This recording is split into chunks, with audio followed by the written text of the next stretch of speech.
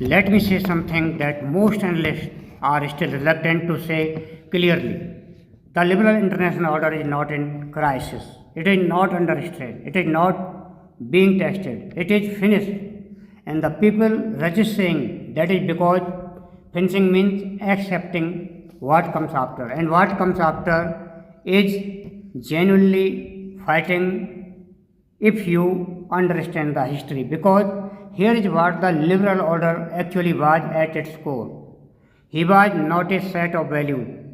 It was not a collection of institutions. It was a particular arrangement of power constructed at a particular moment in history by a particular country that had just emerged from the Second World War with its economy intact, its military dominance, and its political class convinced that the old world order of rival empires had to be replaced with something managed, something structured, something that prevented the kind of catastrophic violence that had just killed tens of millions of people. That was the project, and for roughly 7 decades it worked. Not perfectly, not fairly, but it worked well enough to prevent a third world war, to expand global trade at an unprecedented scale, and to create a kind of predictability that allowed society to plan, to invest, and to grow. That predictability is now gone, and people are only beginning to understand what its absence actually means. The mistake most commentators make is to think of this as a political problem, as if the right election outcome, the right diplomatic initiative, the right aligned restructuring could restore what has been lost. Welcome to the Global Affairs Academy. Guys, if you are new on this channel, subscribe now for such new international updates. But this is not a political problem. It is a structural one. The architecture that held the order together was built on a foundation of American primacy, not American values, not American democracy. American primacy, the capacity to enforce, to deter, to guarantee. And that capacity is not what it was, not because America has become weak in any absolute sense. It remains, by every conventional measure, the most powerful country on earth.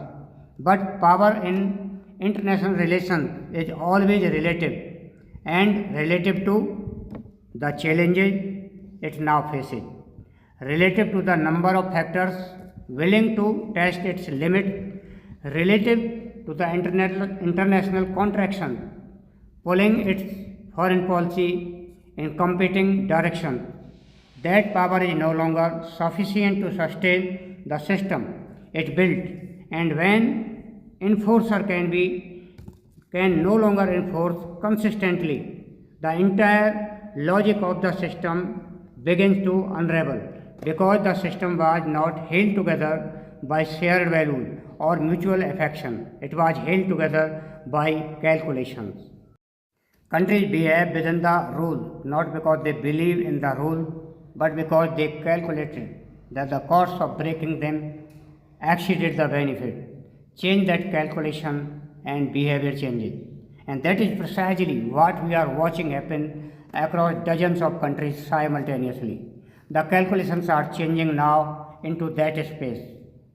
Three distinct power configurations are moving, and it is important to understand that they are not simply competing for the same thing.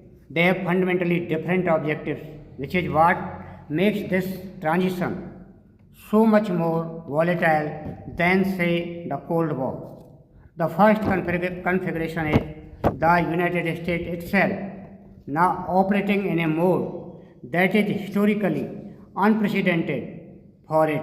For the first time since 1945, it is a status quo power that is genuinely uncertain whether the status quo is worth preserving and that international ambivalence is far more destabilizing than any external challenger, because when allies cannot reliably predict whether American commitment will hold, when adversaries cannot reliably predict what will trigger a response and what will be tolerated, the entire deterrent architecture that kept the peace becomes unreliable. Deterrence depends on credibility. Credibility depends on consistency.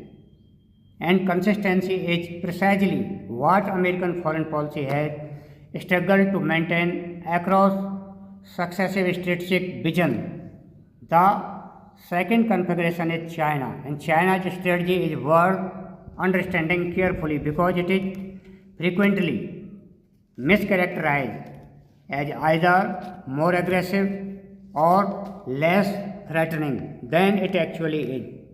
China is not trying to defeat the United States in a direct confrontation. It is not trying to export communism.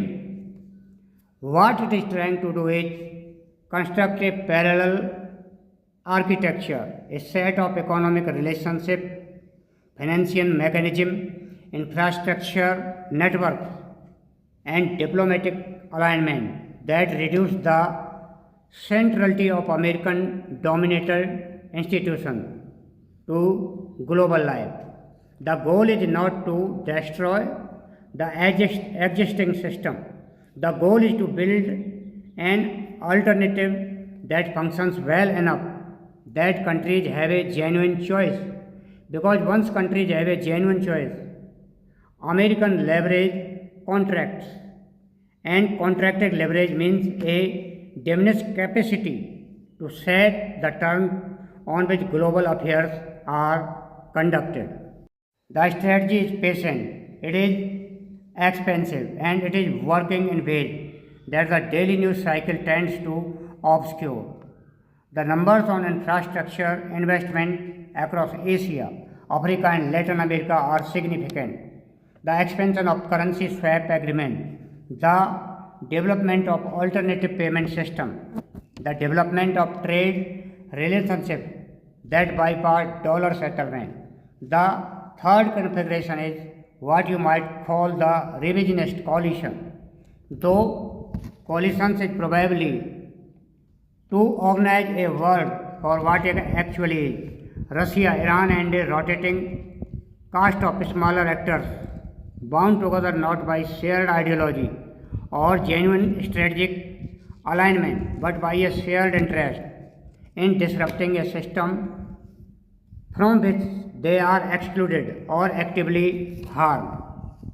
Their methods are not constructive, they are not building an alternative order, they are applying pressure to the fault line of the existing one, testing responses, probing limits, creating situations that face the status quo powers to spend resources, make difficult choices, and reveal inconsistencies in their commitments.